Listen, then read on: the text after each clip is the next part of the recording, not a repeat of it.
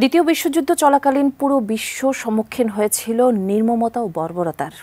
চারদিকে ছিল শুধু ধ্বংসস্তূপ, কোথাও ছিল না কোনো সুখের আভাস কিংবা শান্তি পরিস্থিতি। এ বাস্তবতা মেনেই জীবন বাজি রেখে কোনো প্রান্তে যুদ্ধ হচ্ছিল মার্কিন ও জাপানি সেনাদের মাঝে। ঠিক সে সময় জাপানি এক সৈন্য কুলকিনারা না পেয়ে হারিয়ে যান জঙ্গলের গহীনে। এরপর দ্বিতীয় বিশ্বযুদ্ধ শেষ হয়ে 28 বছর পার হয়ে গিয়েছে। সে বিষয়ে কোনো জ্ঞানই ছিল না জাপানি ওই সেনার। কিভাবে উদ্ধার হয়েছিলেন দ্বিতীয় বিশ্বযুদ্ধের ওই সেনা, বিস্তারিত জানাচ্ছেন ইশতিয়াক হোসেন।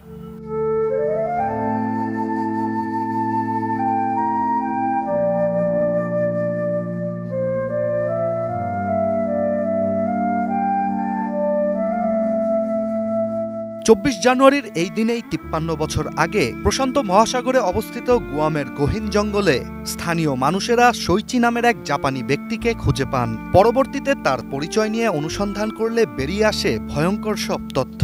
মূলত শৈচি ইম্পেরিয়াল জাপানিজ আর্মির একজন সদস্য ছিলেন, যিনি জাপানের হয়ে দ্বিতীয় বিশ্বযুদ্ধে লড়াই করেন।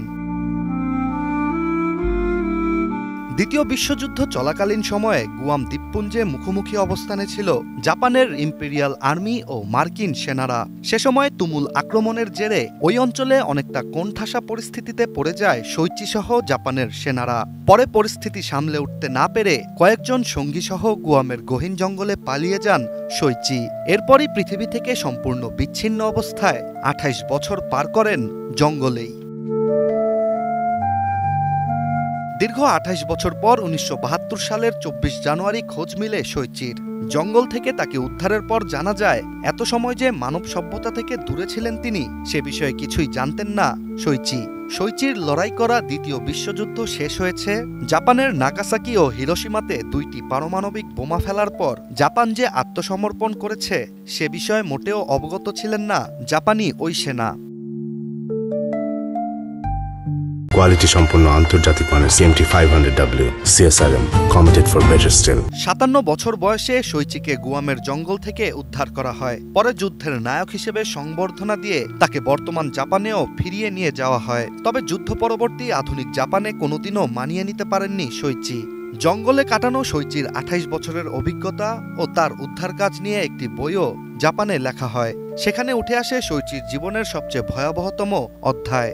মার্কিন সেনাদের থেকে বাঁচতে কিভাবে শৈচি বাকি সঙ্গীদের নিয়ে জঙ্গলের গহীনে প্রবেশ করেন, কিভাবে জঙ্গলে ব্যাঙ, নদীর মাছ ও ইঁদুর খেয়ে বেঁচে থাকার চেষ্টা করেন, ও নানা রোগ, ক্ষোভ ও হতাশায় কিভাবে শৈচি একে একে নিজের সব সঙ্গীদের হারান, সে বিষয়ে বিস্তর ধারণা দেওয়া হয়েছে বইটিতে। জাপানে ফিরে অনেকটা বিষণ্ণতায় দিন কাটাতেন শৈচি। তবে জঙ্গলে কাটানো দিনগুলো ভুলতে না পেরে সুযোগ পেলেই গুয়ামে যেতেন তিনি। এমনকি জঙ্গলে শৈচির বানানো একটি মাছ ধরার ফাঁদ এখনও গুয়ামের একটি জাদুঘরে প্রদর্শনীতে রয়েছে। তবে সবশেষ 1997 সালের 22 সেপ্টেম্বর 87 বছর বয়সে মারা যান 28 বছর দ্বিতীয় বিশ্বযুদ্ধে জড়িত থাকা শৈচি। Ishtiaque Hossain, ATN news.